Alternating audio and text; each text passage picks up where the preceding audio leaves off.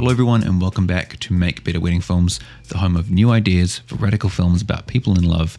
My name is Ben, I will be your host, and before we get into the show, we've got a couple of quick announcements to get through.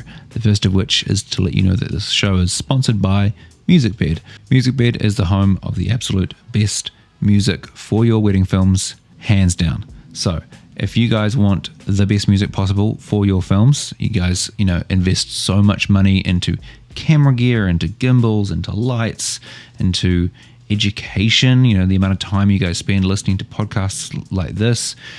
I feel like an adequate investment into the music that goes into your films is a sound investment. So make sure you guys head over to MusicBed, sign up for their wedding filmmaker subscription, and use the promo code MBWF to get your first month free and start using some epic music in your films. The second way you guys can support the show is by using the Patreon. Patreon is a platform designed specifically for content creators so that you guys can support the content creators that you love directly. So if you guys love what we do, if you love the podcast, if you're getting something out of it, we would absolutely love if you could go over to patreon.com/MBWF to find out how you guys can support the show directly. Alrighty, that's it. All the announcements, nice and quick. Enjoy the show.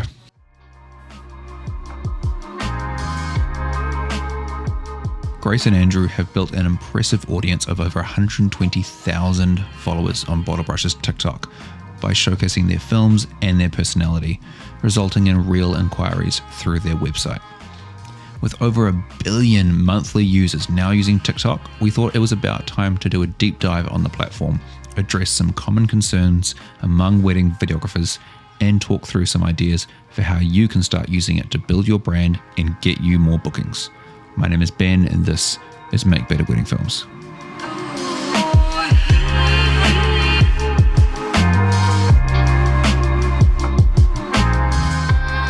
Hello, Grace, my friend. How are you doing, mate? I'm good, man. Just sweating it out in Cairns up in Queensland. Same old. Just hot, sweaty Queensland. Oh, yeah. In the van with no aircon. Yeah, I'm ready. Let's do it. Yeah. Sounds like a good time. Right. Well, basically today we're going to start talking through TikTok.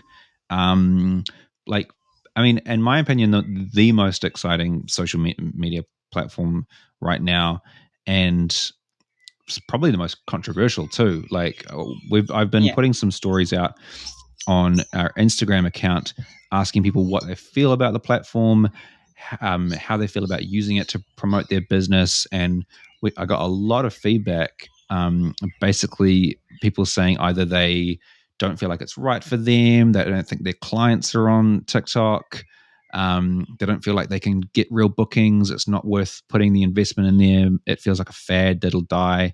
So basically, we're going to break down a bunch of those sort of issues, perceived issues with TikTok today, talk about how you use it, because I think a lot of people on our who listen to the podcast and follow us on Instagram, follow you guys, are aware of what you do on Instagram, the amount of followers and stuff you guys have. I guess I didn't really quite realize how many followers you guys had on TikTok. I thought you had a lot on Instagram. You have nearly 10 times the amount on TikTok, which is crazy. It's different. It's different. Different kind of following. Yeah. So I think it'd be good just to sort of break down the differences between the two platforms, how you guys use them. But do you maybe want to start us off with, I guess, an overview of TikTok and specifically how it's different to Instagram? Yeah, for sure. Pro TikTok here. Love it. Couldn't recommend it more. As videographers, it's a video platform. So if you're not on it and you do video specifically, you're a crazy person. Basically, so for me, like with social media and website, I've got kind of like 3 different purposes for them. So like website for us is just obviously a shop front, and it is it's a lot more formal, and it's where people go when they're going to straight up book you. And that's where you have all your pricing and really kind of nitty gritty business side of things. And then you've got Instagram, which is basically, it is kind of like it's personal and it's business, so it's kind of a bit of both. Like you want to be putting your business side out there, but then you want to give a little peek behind the curtain of who you are, fun stories, all that kind of crap. And then TikTok's just like the third tier, and that's like we always kind of call our little digital diary. It's basically where you can just say whatever you want, be fucking crazy, post what you want. It can be like as personal as you want it to be. I like to keep Instagram, like we're pretty personal on our Instagram, but we don't go hardcore with it. Like I'm not sitting there smoking J's and, you know, like we're still aware that it's very businessy and that a lot of our clients are on there and stuff. So we keep it kind of lighthearted and fun, and we don't bitch and moan on Instagram, basically. We just keep it about business and keep it fun. Whereas TikTok, we can get away with having a bit more of a bitch and a moan. You can be a bit more controversial because you're kind of targeting Gen Z and they kind of want authenticity. You know, they don't want the bright, shiny stuff on TikTok. So for me, Instagram is still very much a photo platform. Like it prioritizes photo, which isn't great for a videographer. So TikTok just makes sense to migrate over there, and you have way more potential for growth on TikTok, really, as a videographer. Photographers too, though, so it's worth getting on. Yeah, and absolutely. I think like because TikTok is a Gen Z platform. It's not that like only Gen Z are on there, but they lead the way in what the platform is all about. Yeah, basically your next generation of clients are on TikTok. Yeah. Yeah, and your current generation of clients too.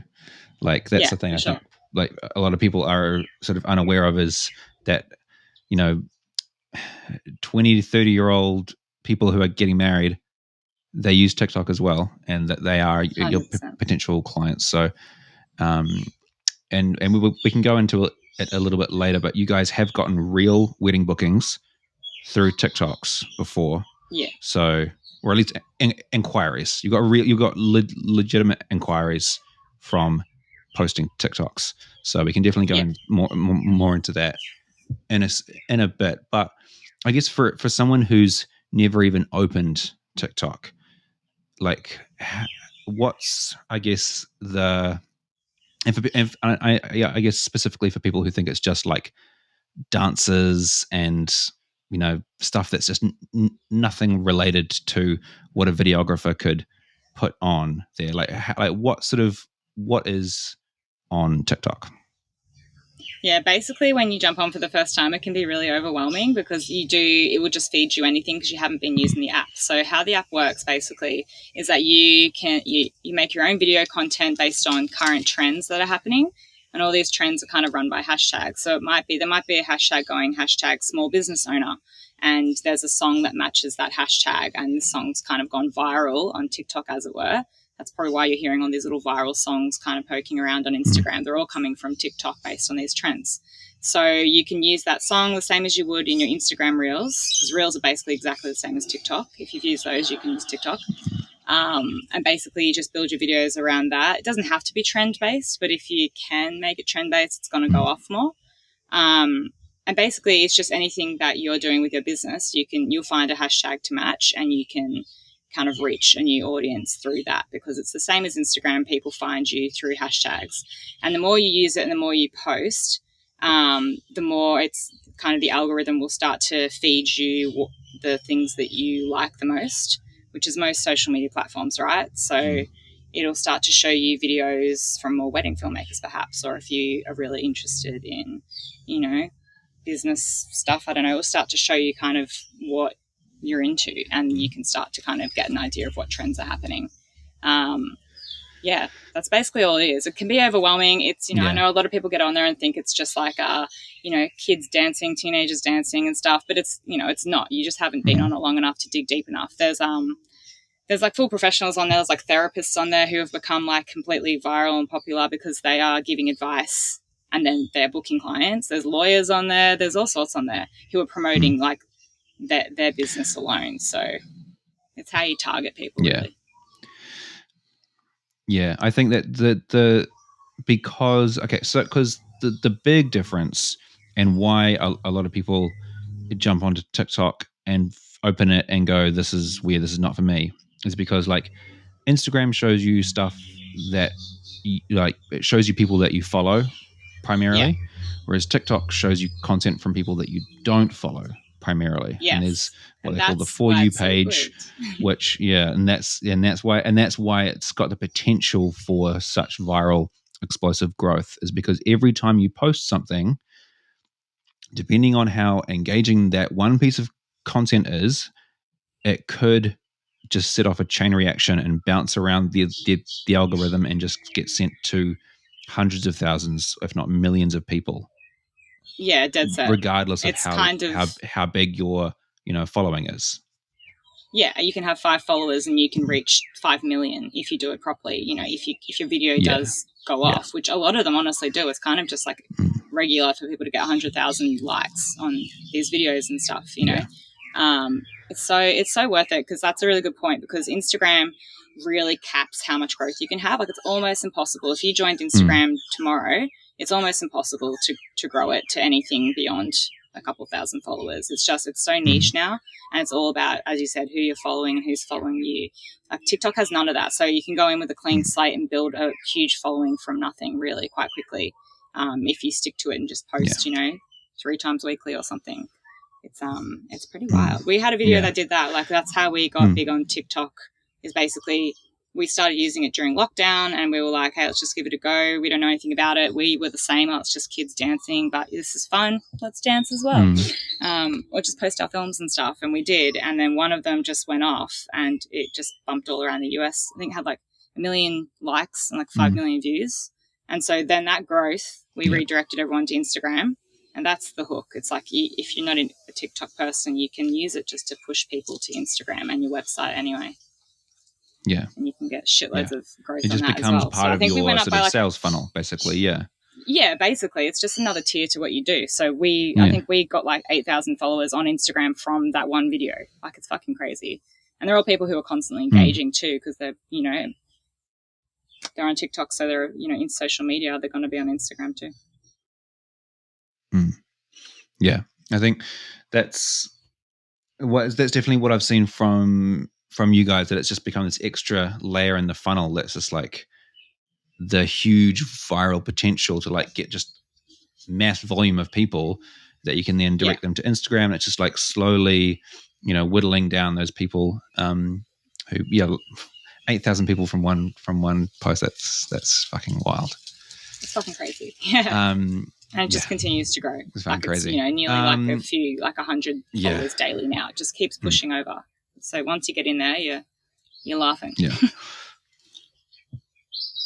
Yeah. And so, so you mentioned you started TikTok beginning of with like the first COVID lockdown, like so about a year ago. The very first one in Melbourne. I think it was maybe April 2020. Yeah. Or something like that. Year and a half ago, yeah, something like that. And so what have you found with experimenting with TikTok content? Like, what have you found works best for you? Because obviously that viral video sort of start you off, and then from there, how have you sort of been experimenting and figuring out what types of content work well for Bottlebrush?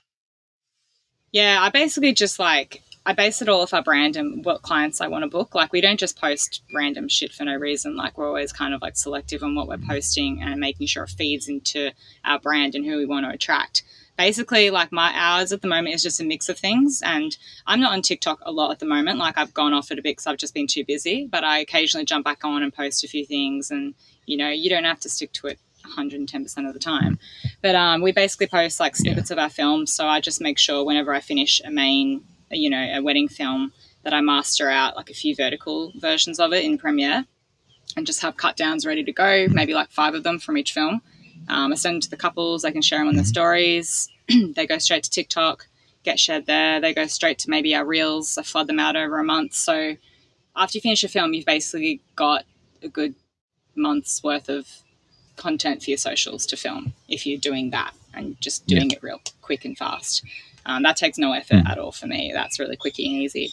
Other stuff is basically, it's kind of us just taking the piss out of each other, which is very much our brand. So we kind of try not to take ourselves too seriously. We're always drinking, always having a fun time, because we want party couples and we want to attract really kind of out there eclectic people. So we're posting that kind of stuff.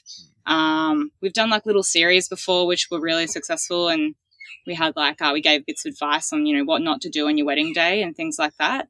That was just literally us talking to camera in our lounge room with a few like some overlay of some wedding stuff. It's not very hard to do, and it's kind of fun. Like if you enjoy, I enjoy it. Like if you enjoy it like me, it's actually really fun. It's like a little side hobby. So there's a lot you can do. I know there's a lot of photographers. Obviously, they don't have video content to share, and photo content doesn't fly too much on TikTok. But a lot of photographers will kind of talk themselves up, which I find really cool, and they have huge growth on that.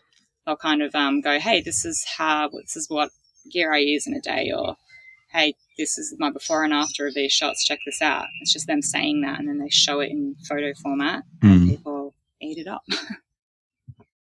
Yeah, definitely showing personality is a biggie. It's kind of all the stuff that works for like stories. I mean, and obviously reels, because reels are a carbon copy of TikTok. And if people do stories on Instagram, because I think a lot of people have gotten sort of over the fear of putting themselves in front of the camera for stories, like quick stories on Instagram. That kind of authenticity and like the person behind the brand stuff is always going to go well. Yeah, it always goes well, and it's an easy one to achieve. Like it's so easy to do it. We don't do any of our TikToks. We don't shoot them on anything but our phone, right? We're just shooting on our phone. So the quality on TikTok is not the same as it is on Instagram, and it's kind of a good thing. So it's not, the big difference for me is that Instagram is so polished. Like we all know the fucking trauma of having to get your grid look immaculate and matching and all that shit, and make sure your squares are perfect. And I hate it. It's like time consuming. It's probably great for photographers, but also a bit taxing to kind of make yourself look prettier than you are. But also, so TikTok, there's none of that. No one cares what your thumbnail really looks like. Your grid doesn't have to match. The quality, as long as you've got an iPhone or a phone that you can shoot on, that's all that's needed. You don't need to have, there's not IGTV, like high res films or anything. It is all kind of like promoting being authentic, rough and ready, which Gen Z is very and much there's about. Definitely, they don't want polished content. Absolutely. Yeah, and there's definitely an element of fighting against the kind of toxic perfection that Instagram inspires. And actually, there's a sort of a story that illustrates this quite well, which I love. Where on TikTok, there's this graphic designer, and she makes these hilarious videos where she basically takes famous brands like Apple, Amazon, FedEx, whatever, and just makes the most god awful logo for them, like in the guise of like, I'm going to redesign it, like Amazon's logo, and like make it better, but it's like fucking awful. It's like 8-bit like disgusting colors, and like Amazon is spelt wrong. It's hideous, and it's hilarious. Her content went viral on TikTok, and the companies she did these logos for replaced their like official TikTok account thumbnails with these like god awful logos. Oh my god! Like Amazon has just like literally like Amazon spelt wrong in like crappy pixelated font. They sent her like a package as thank you, and had like branded packaging and tape with the new logo all on it and stuff. And so I think like what goes well on TikTok is like removing the kind of self-professed bullshit of I'm a big boy company, I need to look professional, and just going, it doesn't matter. Even high end, like boutique brands, just removing the bullshit and going, it's okay to be more authentic. I think it's really cool, and a really cool thing for people to see who look at the likes of TikTok and go, that's not my brand. It's not like high end enough. It's not polished enough. Like knowing that the people at the end, like even if you are like pushing a high end brand, at the end of the day, the people who are going to be booking you are still real people. And like, for sure. I don't know. Like I think of the likes of like Russell Kent Nichols, like his films are like beautiful. His brand is beautiful, high end wedding films, but he can still present his funny, authentic self all over his stories and his reels and everything, and it doesn't it doesn't like diminish the high end finish, the high end quality, the high end product that his actual wedding films are. Because I think people like look at you guys, yeah.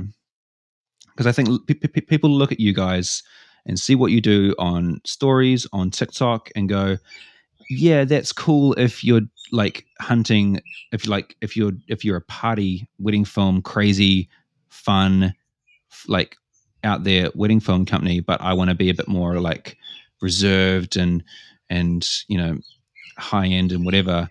I think look at what Russell Kent Nichols and like Fire and Ice do on Instagram. That's a good and like one to removing look at, a bit of the polish and apply that to TikTok. And I think it doesn't diminish the quality of your brand at all, I think.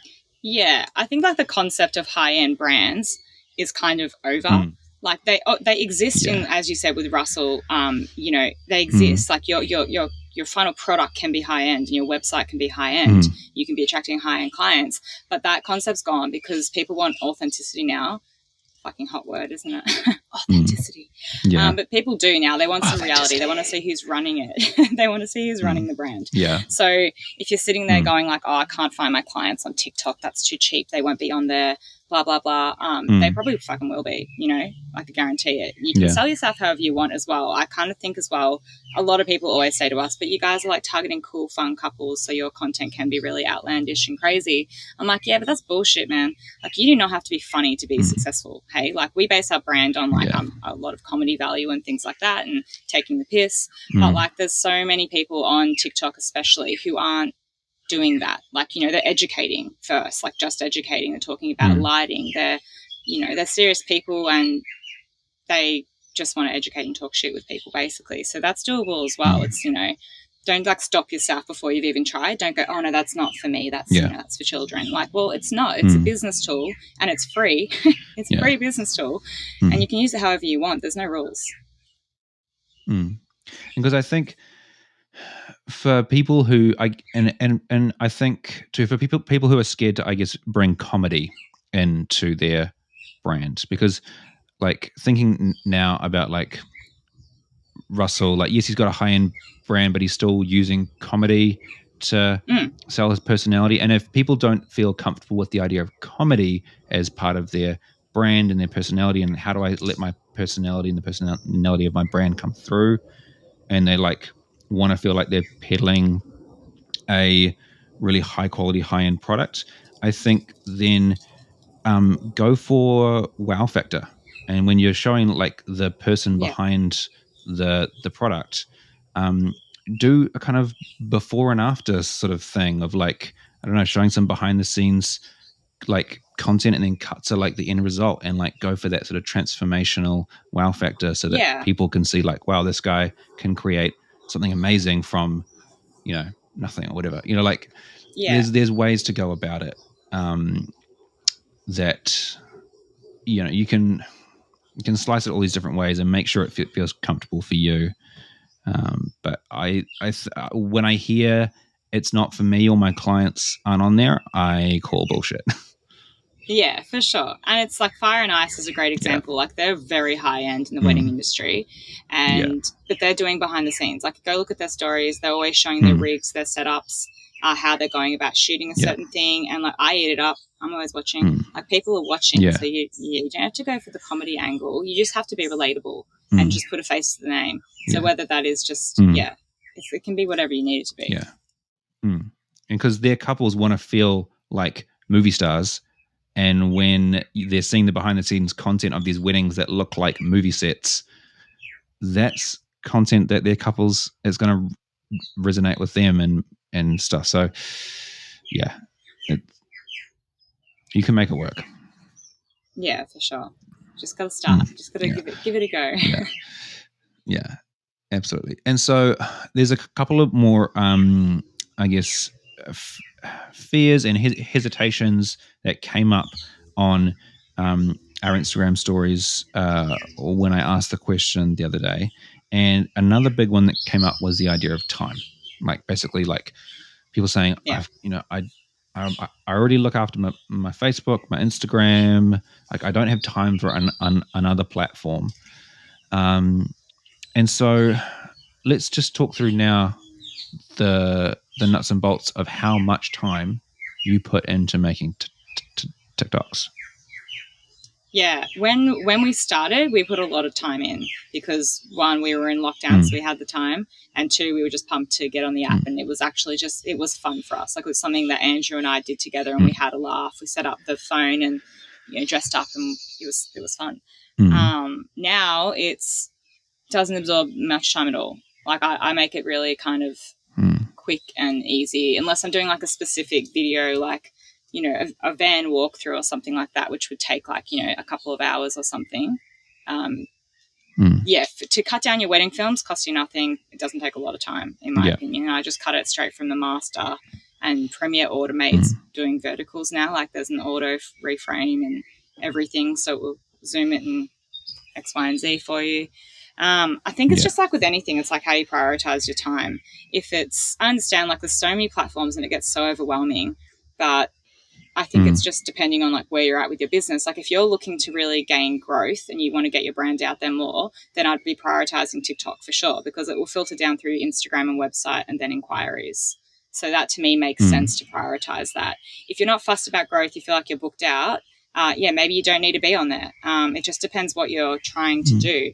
But I don't know, finding the time, I just think as well, a good one is you don't have to be like active on every single platform all the time. Like when I started TikTok, I became more inactive on Instagram for a while because I found it hard to straddle the two in the beginning.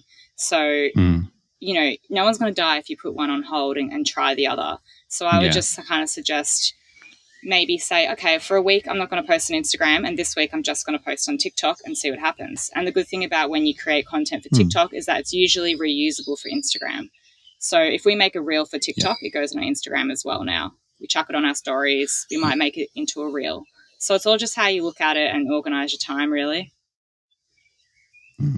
That's a good suggestion, basically, like being okay with taking a pause on one platform to try out another, like, because then you're right, you're not investing any more time, you're just swapping the time for something different, just trying it out.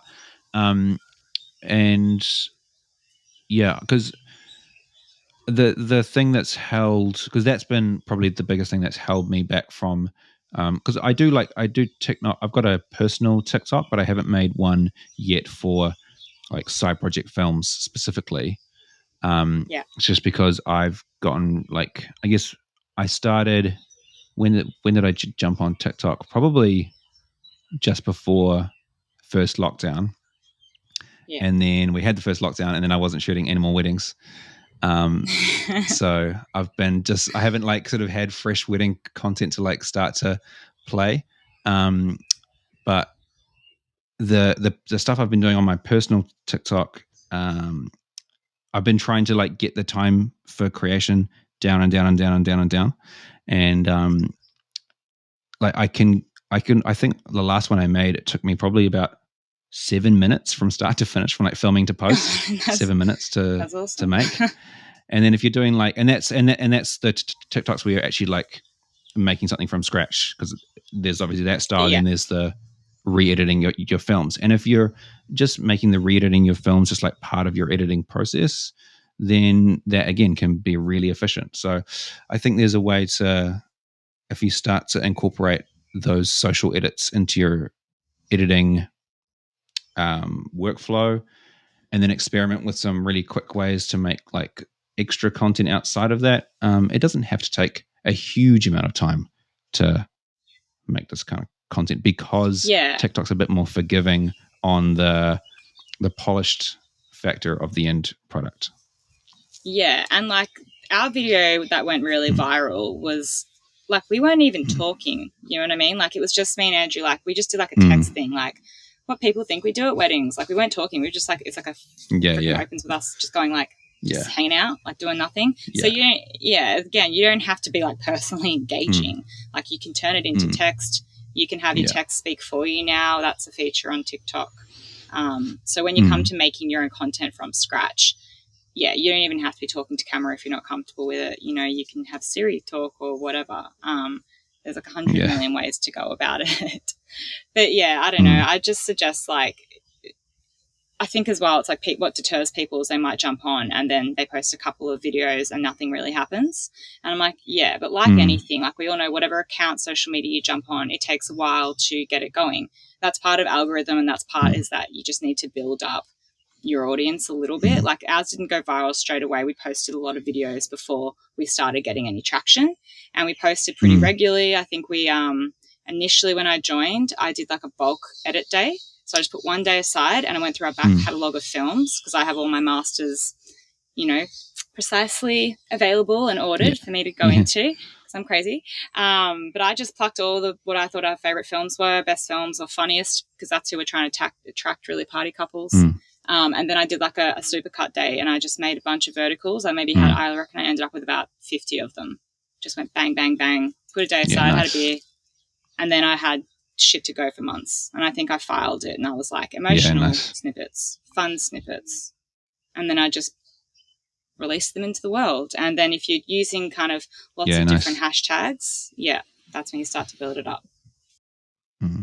Nice. Yeah, that's a really good way to do it. That's what I need to do is go back into the back catalog, set a day aside, make a bunch of cuts and organize them into those different emotions. I think is a really good approach too. But I like what you were saying just before too around like just because you post something and it doesn't work doesn't mean the platform isn't right for you. I think one of the really good things about TikTok and the structure of it being that your content gets shown to people who don't follow you, and the sort of potential virality of that is that it's a really good platform for figuring out what content does work and what content doesn't. And it being the algorithm's really ruthless like that, where it's not sort of showing it to people who already follow you and are already interested. They'll show your content to people, and if people don't like it, they're not going to show it to anyone else. And if other people do like it, they'll show it to more people. And if more people like it, they'll show it to more people. So I used TikTok like in the sort of early days when I first got on to sort of figure out what content worked for and took that over to Instagram. Like I found that sort of like first person behind the scenes content, I like sort of rigged up my phone, like it attached to my gimbal so that my phone was like filming like my point of view of my gimbal. I found like that kind of content did really well on TikTok. And so I took that across to Instagram just for my stories, and those stories did really well on Instagram too. So you can kind of use the nature of TikTok's algorithm to just be a really ruthless testing ground for like what content works well, what content doesn't. And if it works well on TikTok, it's going to work well on Instagram. 100%. And honestly, I've even had videos that I put on TikTok and they've just flopped, like they've gone nowhere. And I'm like, I know these are good, bitch. Like, so I've then just deleted them off TikTok and then put them on Instagram where they go off as a reel. So you can chop and change and test them out. Like if you got a cool reel on Instagram, chuck it on TikTok, see how it goes, vice versa. It's so worth getting into. Like especially if you just want to grow a bit. I mean, just do it. Yeah, just try something new, test it out. I think, and look, at the end of the day, if it's not working for you and if it's stressing you out and stuff, then sure, like obviously do what's right for you. Like the pressure to be everywhere and always be posting, is potentially harmful and toxic in itself. So we don't want to be like stressing anyone out in terms of like you must be posting to Instagram every single day and to TikTok every single day, otherwise you're a failure. Like that's not what we're trying to do here. That's not the point of this episode. The point of this episode is to, I guess, just warm people up to the idea that TikTok isn't just for kids. It's not a fad. It's not gone away. As of, I think, last week, there's 1 billion people using TikTok. Yeah. So it's not going anywhere. And it is a video first video centric platform. So even just as a creative exercise, I think all videographers should do themselves the service to at least like try it out, try something on there, just as a creative, workout tool.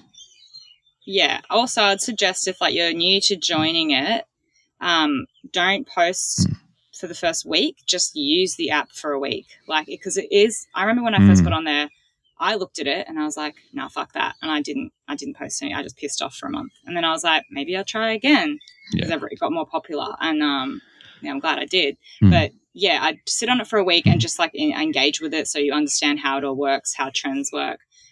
Just take note of hashtags, like jump on some other wedding filmmakers or whoever your business is accounts and look at what tags they're using. Jump on ours and look what we're using. Copy away, friends. It's, free for all.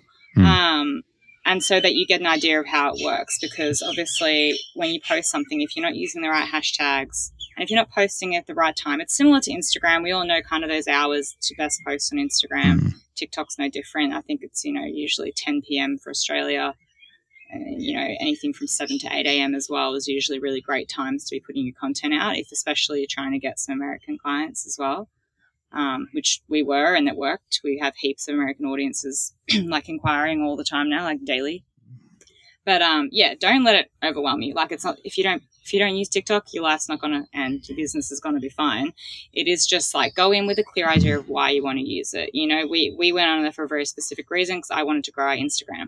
So for me, I was like, that's what I want to do. So here's what I'm going to try. If you don't need that, then you don't need that. It's fine. Don't stress, but have some fun with it. Have some fun. I loved going back through our old films. I had such fun and made all these little snippets, and it's fun when you get into it, just enjoy. Yeah. I've enjoyed it too from just a creative standpoint, like, because the amount of content that's on there, and like the fact that it is so trend heavy, and if like there's all sorts of different effects and weird editing techniques and all these different things, you're sort of like presented with all this creative fuel. Like, I've taken TikTok ideas and then worked them into wedding films too. Like, there was a trend ages ago where like people would be dressed in like in their PJs, and then they would throw a shoe up. They'd kick the shoe, and as they kick the shoe, it would cut, and they would be in like fully dressed in their like evening gown. And I took that into a wedding film and had the bride kick her shoe, and she was in a wedding dress. So even if you're not posting, you can still learn from the platform too. Oh, that's so cool. I love that. I've learned from it too. It's actually really cool. Like, it's not, there's a whole wedding world on there. So it's definitely for weddings. Get on there. Like, people eat weddings up on TikTok. It's crazy, like obsessive almost. But there's actually just like filmmakers on there outside of the wedding industry. Like, I think there's like a filmmaker hashtag at the moment, and it's so fucking cool. Like, there's so much cool stuff going on. You can go and watch it, and you're just like, oh man, that's what Gen Z is doing. I should be incorporating that. Yeah. No, it's sick. Yeah. Okay. Cool. Well, hopefully that's just given everyone a bit of an overview of the platform, maybe alleviated some, fears, some hesitation around jumping in, whether it's just to use it in the first place, whether just to, look at it or post on it, or who knows. But I think, maybe give Grace's idea a try of just like taking a break from Instagram for a week, trying out TikTok instead, and that way you're not putting in any extra time, and you just dip your toe in the water and see how it works out. But 100%. Any kind of final advice for wedding filmmakers on the fence with joining TikTok? If you're interested, give it a go. And I just think if a new app comes out, yes, it's not, you don't have to use it, but like in terms of like how media is always growing, if a video app specific comes out, you should try it. Go have a look at it at least and test it, because that's just where the world's going now. Like, apps are huge, and it's just how you get your content out there now, and it's, you know, it's all free. So it's, you know, if you don't enjoy it, no harm, no foul. You haven't dropped any money really, just maybe a bit of your time. Yeah. But yeah, have at it, friends. Have at it. Yeah. Have at it. Well, yeah, basically that's going to have at it. That's going to do us for today. Bit of a shorter episode, but hopefully that's given you guys, something to think about, something to chew on, and maybe give TikTok a go. That's basically going to do us. Grace, thank you for your time, as always, and your insights into the world of, you know, social media content. No worries. Here for it. Love it. Good times. Thanks for chatting, man. Okay. Alrighty. Wicked. Sweet as. Alrighty. That's going to do us, guys. See you all next time. Bye. Bye.